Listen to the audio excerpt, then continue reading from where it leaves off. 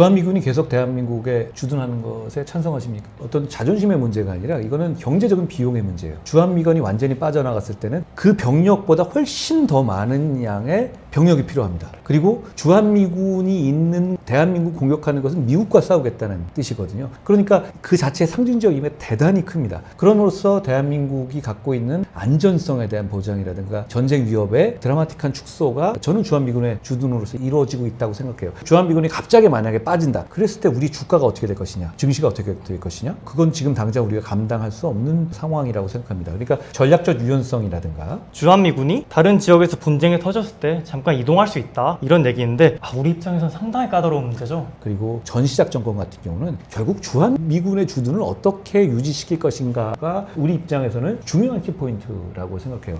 뭐 그런 거 다 해서 주한미군 좀 빠져도 된다 이렇게 생각하시는 분들은 주한미군 빠진다는 건 이런 의미예요. 우리의 자제들이 군대 5년 갈래? 젊은 이들이 군대 5년 갈 거냐? 여성분들 징집 응할 거냐? 방위비 지금보다 10배 더 낼 거냐? 이런 문제거든요. 그러니까 이 문제는 단지 안보의 문제라기보다는 경제의 문제고 민생의 문제입니다. 그런 차원에서 저는 이재명 정부가 신중하게 접근해야 한다고 생각해요. 특히 전시작전권을 임기 중에 환수한다고 했잖아요. 결국 그 얘기는 주한미군 철수 문제랑 직결될 수 있는 문제예요. 그런 문제를 그렇게 이념적인 문제라든가 지지층만 보고 질러놓으면 저는 이재명 정부가 착각하는 게 이거라고 봅니다.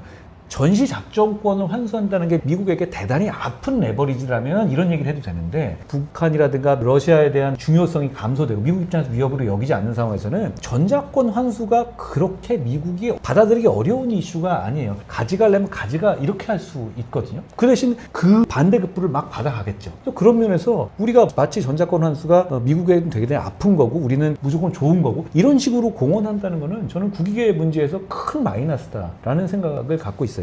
전략적 유연성 문제도 사실 대만이라든가 남중국해에서 어떤 미국과 중국의 분쟁이 일어났을 경우에 어느 정도까지 지원할 것이 이런 문제잖아요. 그리고 그걸 할 때 있어서 주한미군이 빠져서 거기 참전해도 되겠냐 이런 문제란 말이에요. 그런데 이 문제를 저는 모호하게 가야 된다고 생각해요. 그럴 확률이 아직 그렇게 크지 않은 상황에서 그걸 딱 가정해놓고 우린 이럴 것이라고 명확하게 천명하게 되면 우리가 외교적인 유연성과 국가적인 전략 차원에서 유연성이 너무 떨어지게 됩니다. 다만 이렇게 주장할 수 있겠죠. 우리는 한미 상호 방위 조약을 체결한 나라입니다. 상호, 그러니까 서로 간에 침략을 받았을 때 서로 도와주기로 한 나라예요. 미국만 우리를 도와주는 게 아니에요. 우리도 미국을 도와주게 돼 있단 말이죠. 그 정신을 우리는 충분히 지키겠다는 정도의 천명. 그럼 그 나머지는 모호하게 뒤에서 협상해야 될 문제라고 생각해요. 그러니까 전략적 유연성 무조건 반대한다고 공개 입장 내는 것 오히려 이슈를 키우는 거라고 생각해요. 다만 이제 이 부분에 대해서 모호한 입장을 가져야 하는데 그게 어려운 이유는 뭐냐면 이재명 대통령이 야당 정치인 시절에 그런 입장을 너무 선명하게 많이 냈어요. 쉐쉐 외교 이런 얘기도 했잖아요. 결국은 우리가 그런데 왜 끼어드니? 뭐 이런 식의 발언을 선명하게 너무 많이 했단 말이에요. 그 부분이 모호하기가 어렵게 예전 발언이 너무 많기 때문에 그 점이 부담이 될 수 있다라고 생각합니다. 결국 이 부분은 어느 정도 모호함을 가지고 서로 간에 한미상호 방위조약의 기본 정신을 가지고 해결하자 이런 정도의 입장을 가져야 한다고 저는 생각합니다. 과거의 레토릭으로 인해서 현재 좀 스페이스가 줄어든 것 같아요. 전략적으로 좀 실수였다 이런 생각이 들고 미군의 고위분들하고 좀 얘기할 기회가 있었는데 그분들은 이 전작권을 한국군이 가져갔었을 때의 문제점을 굉장히 좀 크게 보시더라고요. 근데 미국 고위 정치인들하고 얘기해볼 기회가 있었는데 그분들은 또 말이 달라요. 뭐 가져가려면 가져가고 뭐 이런 거에 가깝더라고요. 그렇기 때문에 뭐 미국 입장에서도 정말 우리가 정치적으로 강하게 요구하면 줄 수도 있는데 대신 그만큼 강하게 받아가겠죠.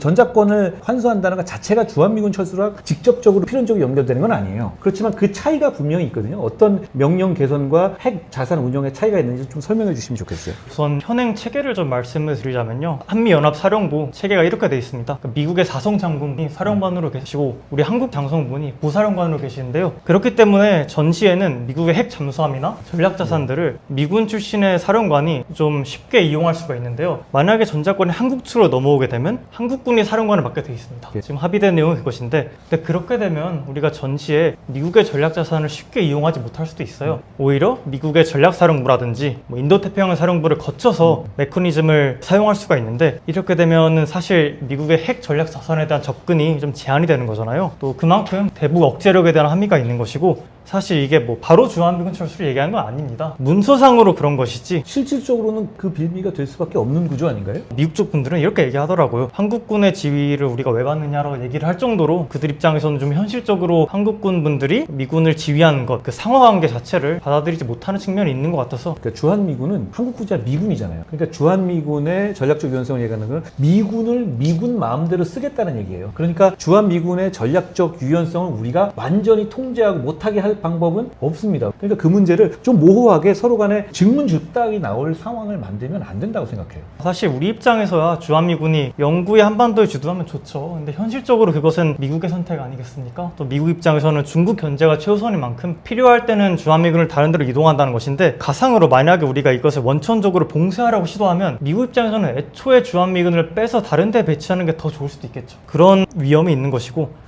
주한미군의 전략적 유연성을 우리 경제에서 노동시장 유연성이랑 좀 비교를 할 수 있을 것 같아요. 기업들이 뭐 경기가 불황일 때는 고용을 좀 줄일 수 있어야지 애초에 마음 놓고 고용을 하잖아요. 다시 말하면 미국 입장에서도 정말 전략적으로 필요할 때 주한미군을 이동시킬 수 있어야지 평시에 한반도를 마음 놓고 주한미군을 주둔시킬 수 있는 것인데 말씀하신 것처럼 우리가 모호성을 버리고 원천적으로 이건 절대 안 된다. 너희는 무조건 한반도에 남아야 된다. 라고 하면 오히려 미국 입장에서는 역설적으로 더 빼고 싶은 요인이 생기는 것이죠. 이건 절대 안 돼! 라고 해서 자극하는 게 맞는지 아니면 이슈에서 좀 다른 걸로 대체하면서 이거는 그냥 더 얘기 안 하고 넘어가게 하는 게 맞는지 라는 생각인 거예요. 저는 후자인 거거든요. 근데 이거를 테이블에 올려서 막 얘기하다 보면 아니 우리 군 우리가 빼겠다는데 이렇게 나와버리면 사실 그 논거에서는 밀리는 거죠. 근데 거기까지 안 가는 방법을 찾아서 그런 상황이 안 와야 된다라는 게 대한민국 정치인으로서의 생각입니다.